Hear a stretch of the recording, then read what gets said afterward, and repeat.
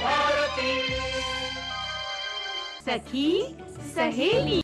सखी सहेली कार्यक्रम सुनने वाले सभी सखाओं और सखियों का आज के इस कार्यक्रम में बहुत बहुत स्वागत है। आपका स्वागत करती हूँ मैं नेहा अगरकर देसाई। स्वीकार कीजिए नमस्कार। और मेरे साथ है आज आरती श्रीवास्तव और सभी सखियों को, सभी सखाओं को आरती श्रीवास्तव का रंगों भरा नमस्कार। क्या बात है, रंगों भरा नमस्कार। और मैं आपके गालों पर थोड़ा सा रंग भी लगा हुआ देख पा रही हूँ इसीलिए तो रंगों भरा नमस्कार किया है। सभी को छोटी होली की बहुत ढेर सारी शुभकामनाएं। जी, आज होली का दहन है और भले ही खेलने वाली होली कल हो, लेकिन आज ही से माहौल बनना शुरू हो जाता है। घरों में गुलाल आ जाते हैं और गालों पर गुलाल लग जाते हैं, जैसे कि आपकी गालों पर मैं देख पा रही हूँ।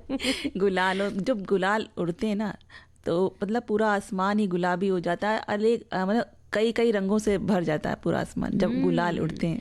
वही, और ये गुलाल जब इस तरह से हम आसमान में देखते हैं तो लगता है देखते रहें। और इस तरह रंग ही तो है जो हमारे जीवन को खुशनुमा बनाते हैं।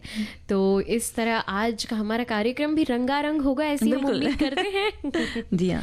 तो क्या विषय है आज, क्या बात करने वाले हैं हम? नेहा, आज है विश्व किडनी दिवस, तो उसके बारे में हम बात करेंगे। क्योंकि अगर हम स्वस्थ रहेंगे तभी हम हर त्योहार का मजा ले सकते हैं। और जब हम स्वस्थ रहते हैं ना तो हर चीज अच्छी लगती है, नहीं तो कुछ भी अच्छा नहीं लगता, ना खाना, ना घूमना, ना कुछ भी। और साथ ही आज हम घूमने भी जाने वाले हैं।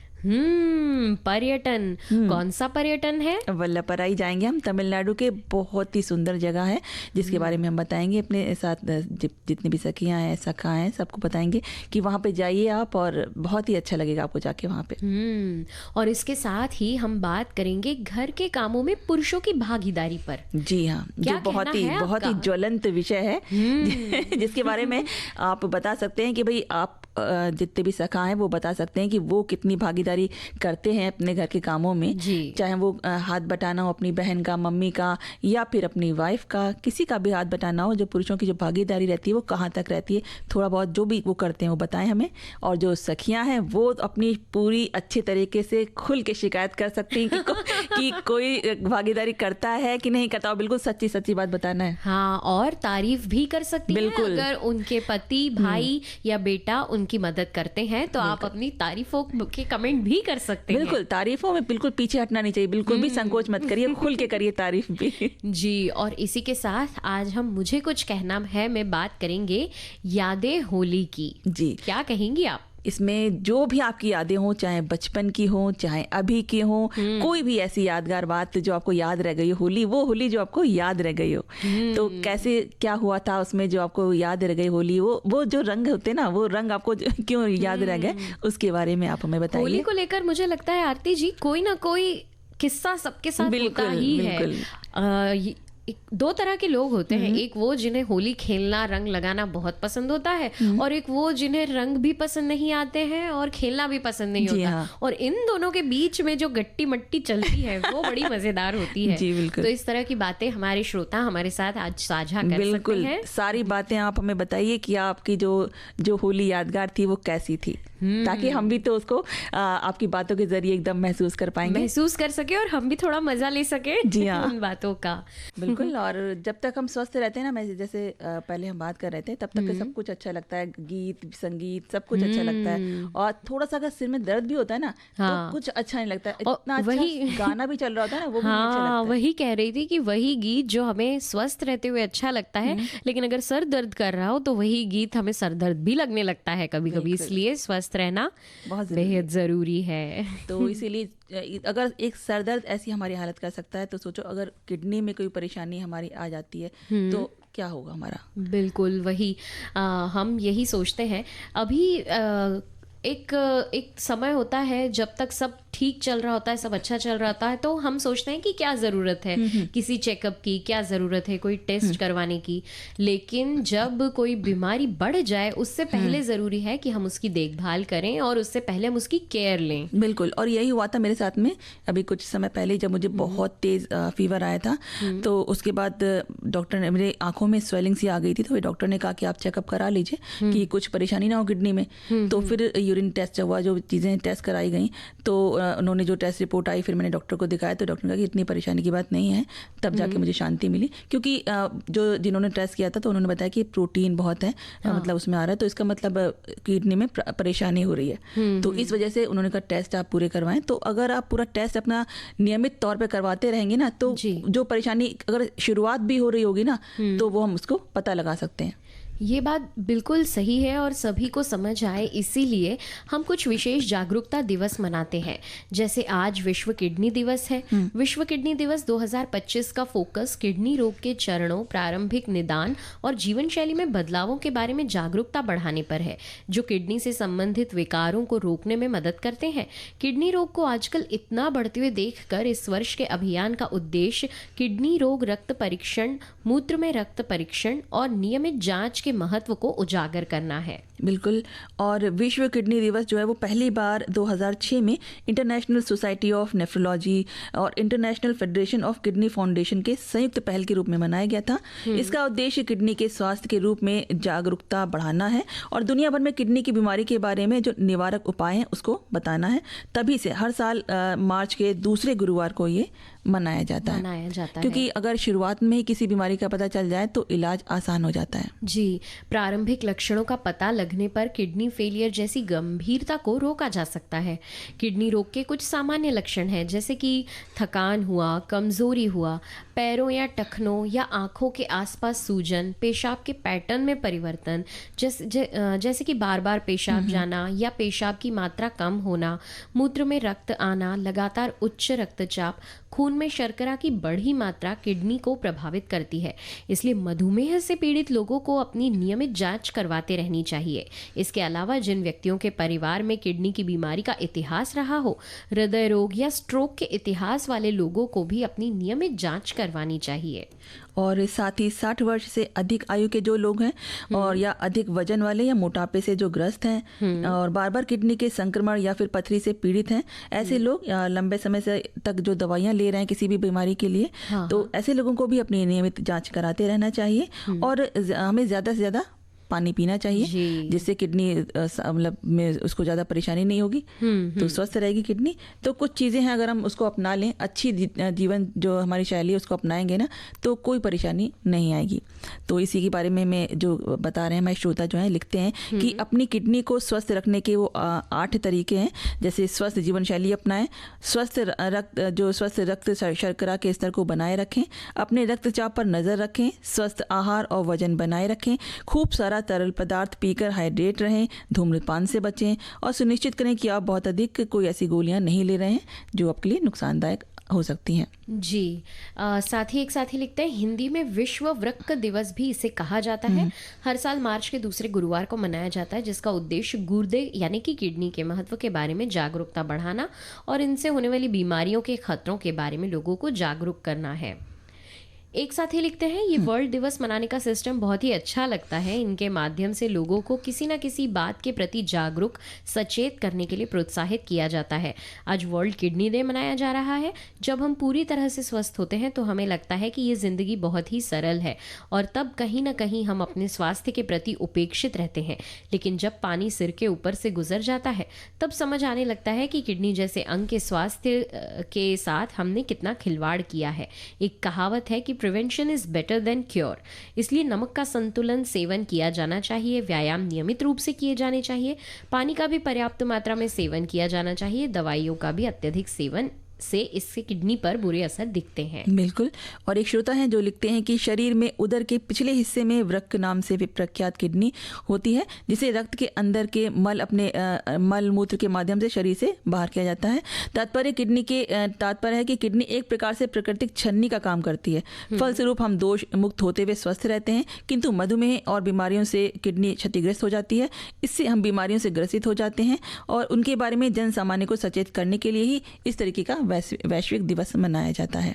एक साथी लिखते हैं, किडनी की बीमारी के लक्षणों का जल्दी पता नहीं चलने के कारण लोग इससे अनजान रहते हैं और ध्यान नहीं दे पाते हैं। इसलिए किडनी की बीमारी के प्रति लोगों में जागरूकता बढ़ाने के लिए विश्व किडनी दिवस मनाया जाता है। हर साल मार्च महीने के दूसरे गुरुवार को किडनी दिवस मनाया जाता है।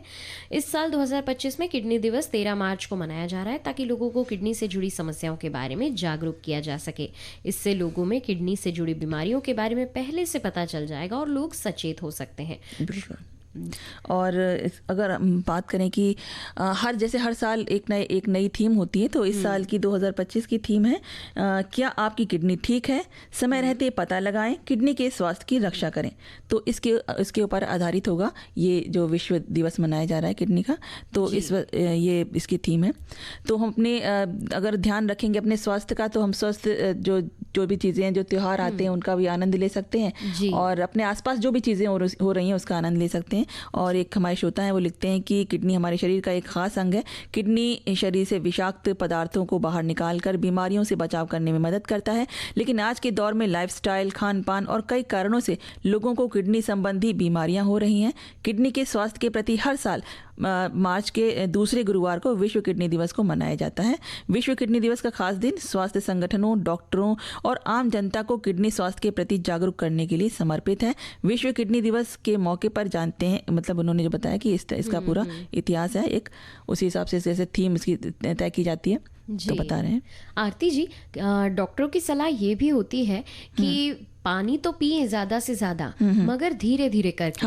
कई लोग इस गलत फहमी में होते हैं कि वो पूरा 1 गिलास पानी 1 मिनट के अंदर गट पी जाते हैं। मगर डॉक्टरों की सलाह ये होती है कि उस पानी को कम से कम, अगर आप 1 गिलास पानी पी रहे हैं तो उसे 5 मिनट लेकर आराम से बैठ घूंट भर के पानी पीना चाहिए जी, ताकि अब इसका उदाहरण हम समझ सकते हैं। जब हम छन्नी, मान लीजिए हमारे पास एक छन्नी है और उस छन्नी की जो क्षमता है उससे ज्यादा चाय अगर हम उसमें छानने लगेंगे तो जाहिर सी बात है कि चाय बाहर आने लगेगी। बस उसी तरह हमारी किडनी के साथ भी है कि क्षमता के अनुसार हमें धीरे धीरे पानी पीना चाहिए, ताकि अब हमें तो क्षमता पता नहीं है किडनी की, इसलिए धीरे धीरे घुट घुट करके पीना चाहिए, एक एक घुट, ताकि आराम से पानी को हमारी किडनी छान सके। बिल्कुल।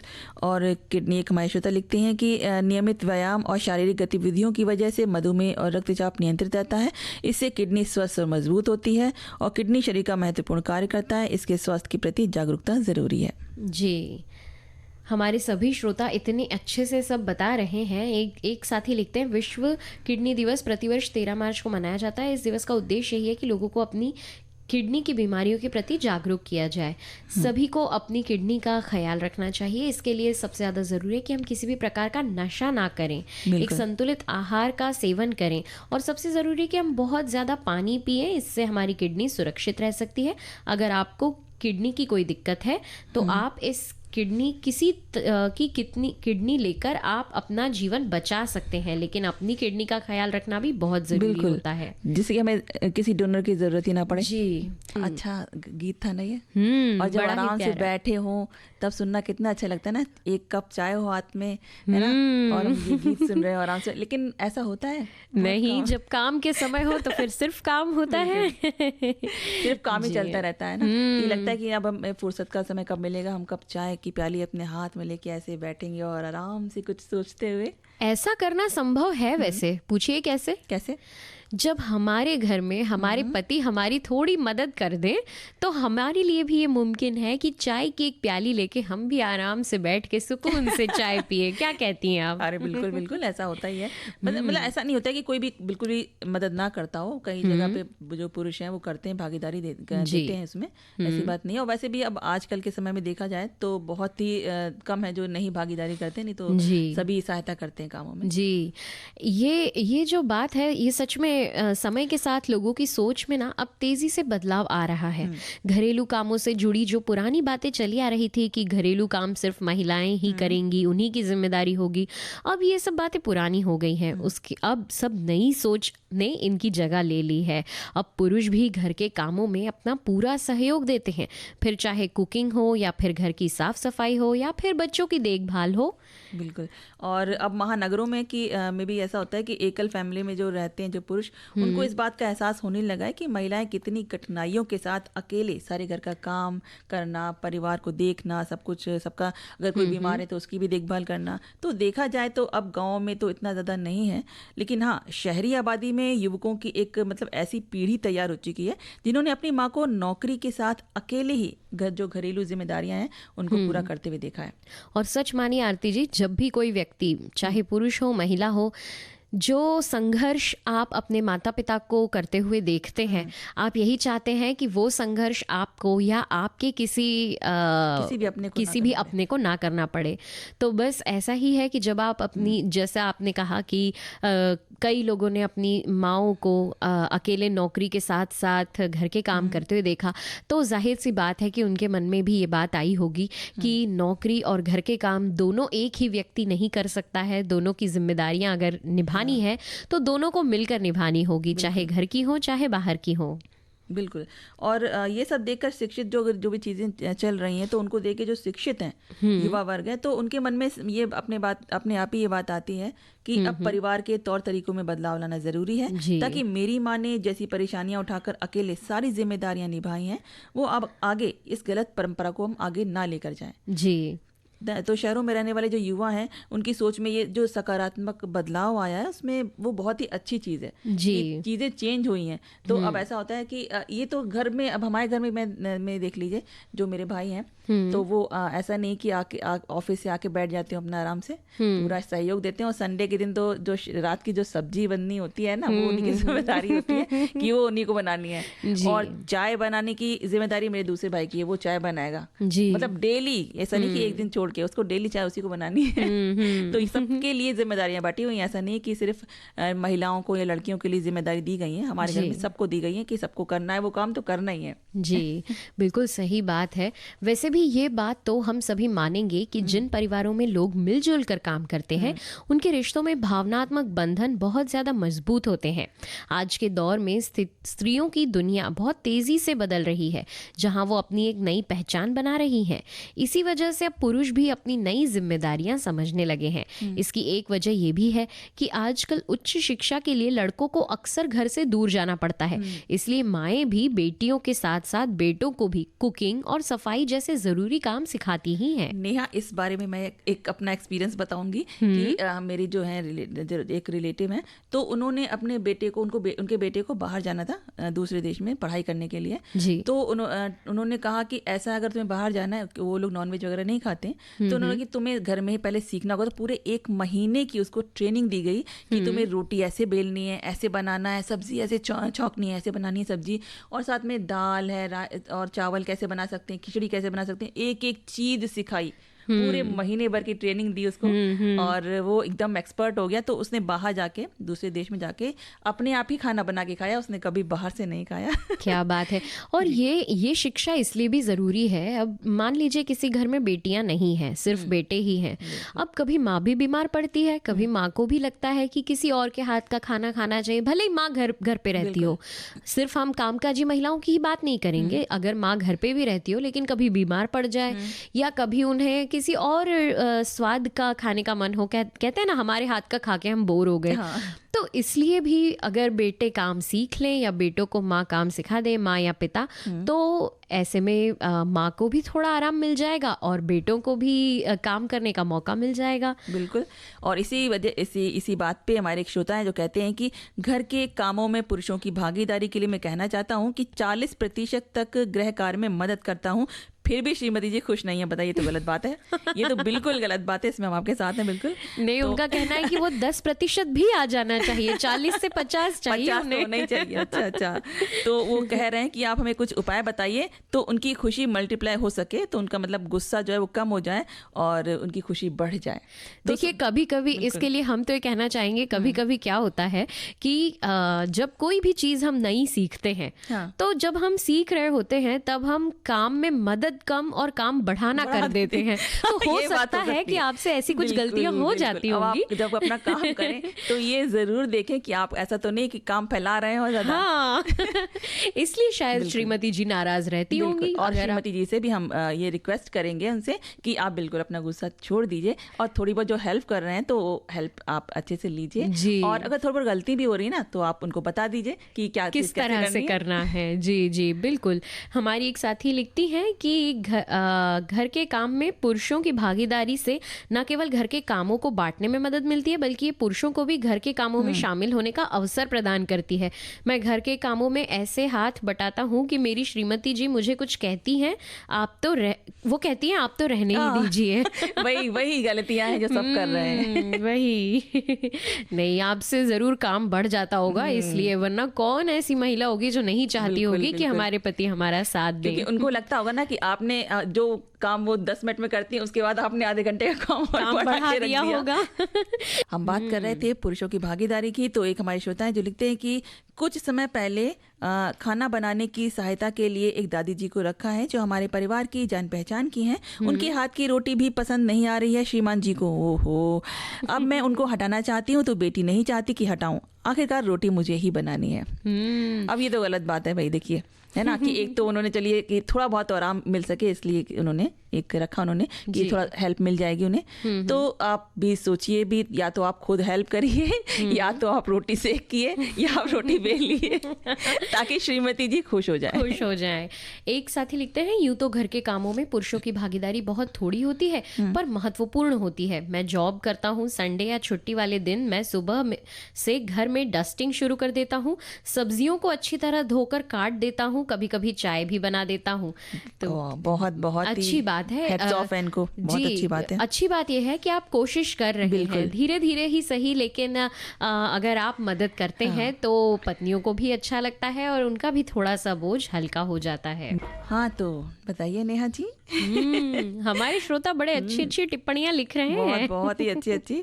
एक श्रोता लिखते हैं कि मैंने कल होली के लिए मिठाई भी बनाई थी, मतलब उन्होंने मिठाई भी बनाई है, बताइए कितनी बढ़िया काम है। और एक लिखते हैं कि अगर हो सके तो घर बाहर का काम सबको मिलजुल कर करना चाहिए और काम हम जो कर सकते हैं उसके लिए दूसरों पर निर्भर ना रहें और सुकून और चैन का रास्ता अपनाना चाहिए। बिल्कुल ठीक है इन्होंने। और यहाँ हम अपनी सखियों से भी एक बात की गुजारिश करेंगे कि अगर आप जिस तरह आपके पति घर के कामों में आपकी मदद कर रहे हैं उस तरह बाहर के कामों में आप भी उनकी मदद कर सकती हैं, ताकि उनका भी थोड़ा बोझ हल्का हो जाए। जिस तरह अगर उदाहरण के लिए अगर फल सब्जी खरीदने जाना है तो सिर्फ आपके पति ही जाएं ऐसा जरूरी नहीं है, आप मिलकर भी जा सकते हैं या आप आते जाते ला और नेहा मैं तो कहूंगी महिला जाए तो ज्यादा अच्छा है, वो तोल मोल बहुत अच्छी तरह से कर लेती है ना।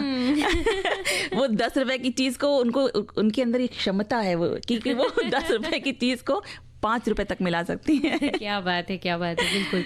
एक साथी लिखते हैं घर के कामों में पुरुषों की भागीदारी आज जो दंपति सखी सहेली सुन रहे होंगे पत्नी पति से, अजी सुनते हो आप तो पानी का एक घूंट तक नहीं पूछते। सुन लो सखियां कितने प्यार से समझा रही हैं, कभी आप भी घर के काम काज में भूले से ही सहयोग कर दिया करो। अरे नहीं ऐसा बिल्कुल ऐसा मत समझिएगा कि हम कुछ ऐसा कर रहे हैं कि आप लोग में लड़ाई हो जाए कि आप तो बिल्कुल काम नहीं करते। नहीं ऐसा कुछ नहीं है।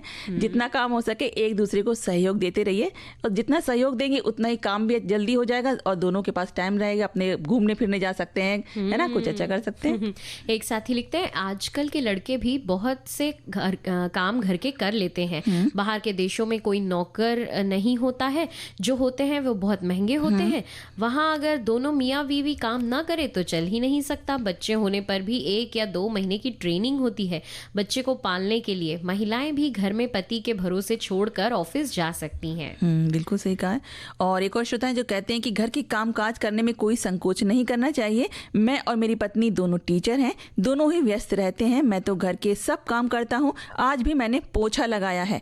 मुझे खाना भी बनाना आता है और कई बार बनाता हूँ। बच्चों की यूनिफॉर्म धोना, शूज पॉलिश करना और कपड़े प्रेस आदि काम मैं रोज करता हूँ। वैसे भी स्त्री और पुरुष होने के आधार काम को बांटना और भेदभाव पैदा करना, समाज के लिए लिंग भेद को खत्म करना है। तो काम का बंटवारा लिंग के आधार पर नहीं करना चाहिए कि ये काम जो है वो सिर्फ लड़की कर सकती है, सिर्फ महिला कर सकती है और ये काम सिर्फ पुरुष कर सकता है। आरती जी, कई बार देखने में आता है कि कई ऐसी पत्नियां जो ऑफिस भी यानी कि बाहर, घर के बाहर जाकर काम भी कर रही हैं और घर के काम भी कर रही हैं, वे कई बार अपने पतियों से मदद लेने में संकोच महसूस करती हैं, या फिर यदि पति घर के कामों में हाथ बटाते हैं तो उन्हें ऐसा लगता है, बोझ जैसा महसूस होता है, उन्हें ऐसा लगता है जैसे उनका कोई काम पति ने कर दिया हो।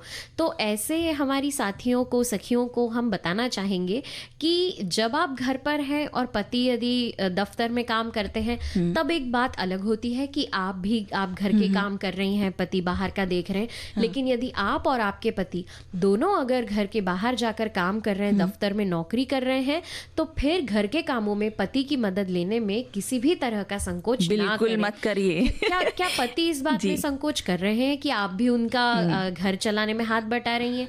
नहीं, क्योंकि अब जमाना बदल गया है, जरूरतें बदल गई हैं। तो उसी तरह आप भी बिल्कुल संकोच ना करें यदि आपके पति घर में मदद करते हैं तो। बिल्कुल। और एक श्रोता है जो लिखते हैं कि घर के कामों में आज का विषय जो काम का आया है, जिसमें पुरुष अपनी बात रख सकते हैं।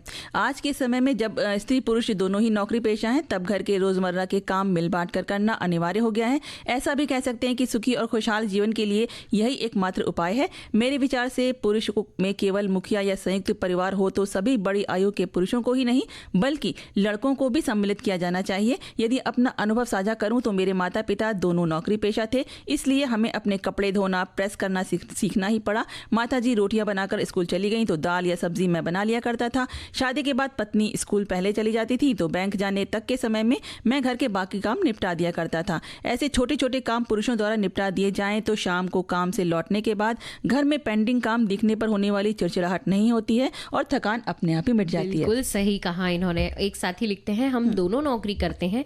मेरे पतिदेव हर दिन मेरे साथ काम करते हैं। रोज शाम का खाना वही बनाते हैं, मैं सुबह का खाना बनाती हूँ। मैं बहुत खुशनसीब हूँ उनको जो मुझे साथ मिले।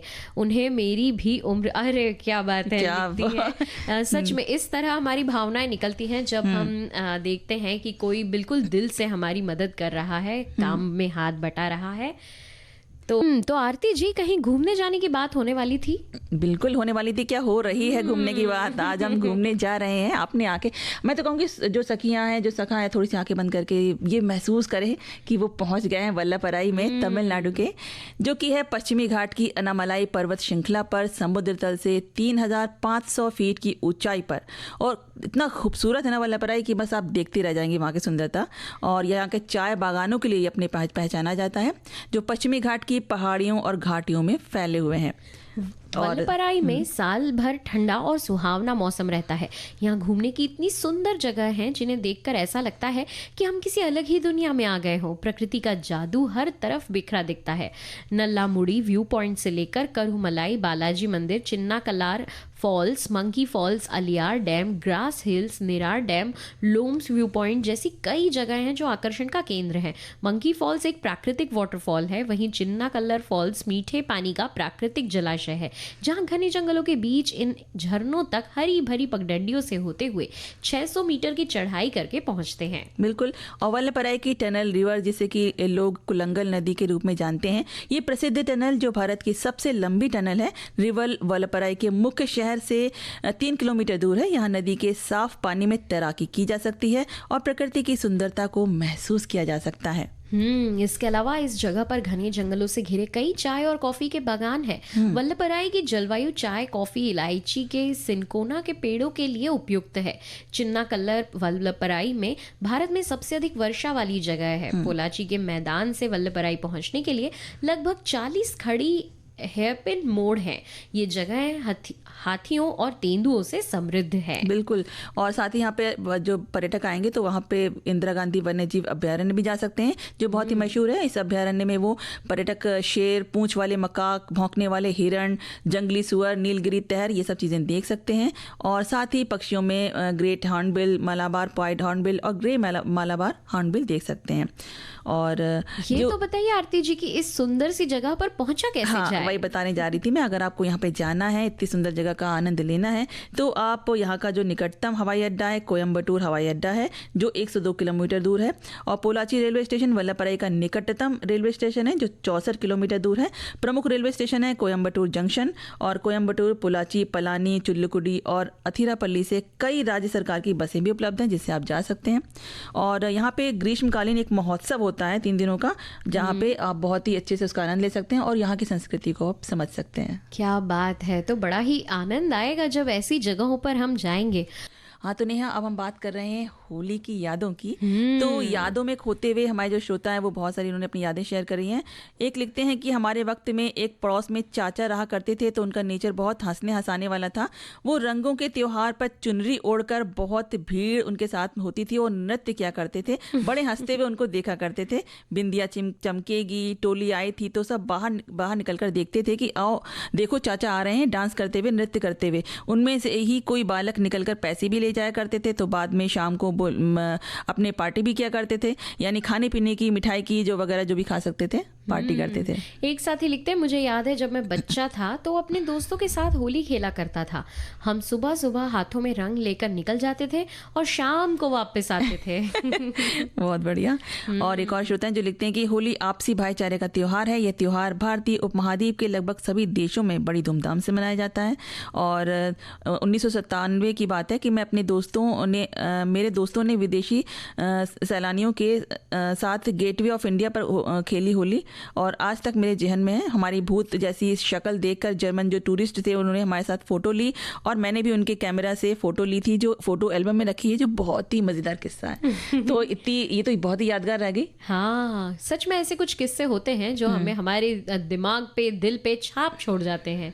एक साथी लिखते हैं, यादें होली की मुझे मेरी बचपन की होली याद दिलाती है। होली की हमारी टोली रात के समय कंपाउंड की लकड़ियां चुरा लाते थे, अड़ोस पड़ोस के से पैसे इकट्ठा करते थे, उससे लकड़ियां खरीद कर लाते थे, सब इकट्ठा होकर होली जलाते थे, एक दूसरे को गुलाल रंग लगाते थे और रंगारंग माहौल बनता था। ऐसा मानना था कि होली पर गर्म किए हुए पानी से नहाने से शरीर की पीड़ा कम होती है, तो दूसरे दिन हम वही पानी से नहाते थे।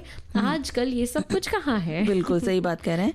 और एक और हमारे श्रोता जो लिखते हैं कि वैसे तो हमारी हर साल की होली यादगार होती है, पर एक होली तो मैं कभी भूल ही नहीं सकती। तब मैं 11-12 साल की थी। हम लोग होली पर दादाजी दादी माँ के पास जाते थे। वहीं पर होली के दिन हमारे घर के नौकर ने मुझे और मेरे चचेरे भाई को भांग खिला दी, और उस दिन पूरे दिन जो नाटक हुआ, मैं और भाई पूरे दिन एक दूसरे का हाथ पकड़े रहे और बार बार खाना खाते रहे और सबसे पैसे मांगते रहे। मेरी बुआ भी भांग खा ली थी, तो रात में उनकी तबीयत खराब हो गई। मेरे दादाजी भांग के नशे में हंसे ही चले जा रहे थे। किसी तरह वो रात कटी, और दूसरे दिन उस नौकर की मेरे अंकल ने जो मरम्मत की कि क्या बताऊं। असल में वो मालपुए में ही भांग मिला दिया था, जिसे घर के सारे लोगों ने खाया और सबको नशा चढ़ गया था। तब से मैंने भांग से तौबा कर ली।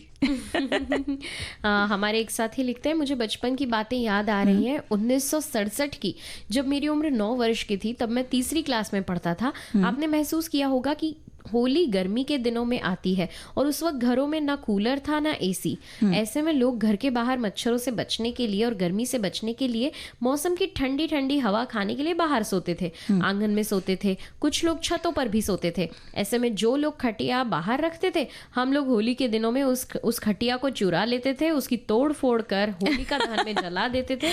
और इन दोनों लोग उपले भी बाहर, घरों के बाहर आंगन में सूखने रखते थे। हम चोरी करके होलिका दहन में जला देते थे। वो बचपन के दिन इस प्रकार की हरकतों से हमें आनंदित करते हैं, लेकिन आज जब हम उम्र में बढ़ गए हैं तो ऐसा लगता है कि हमने बचपन में बहुत गलत किया, बचपन की बात भुला दी। ये तो सही है आरती जी कि बचपन में हम कई बार ऐसे कुछ कारनामे कर जाते हैं जो बाद में हमें एहसास दिलाते हैं कि ये गलत था, इसीलिए तो उसे बचपन कहा जाता है। हाँ।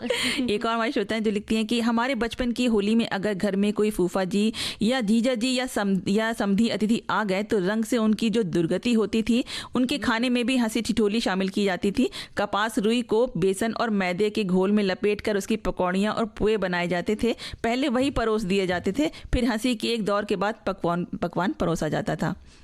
क्या बात है। तो अब क्यों समय हमें और इजाजत नहीं दे रहा आरती जी, तो नहीं तो हम यादें बहुत सारी और भी बांट शेयर सकते कर थे। सकते हैं जी, वही। तो आपको और हमारे श्रोताओं को होलिका दहन और होलिका पर्व की बहुत बहुत बहुत बहुत शुभकामनाएं। और इसी के साथ अब दीजिए इजाजत आपकी सखी नेहा आगरकर देसाई और आरती श्रीवास्तव को नमस्कार। नमस्कार।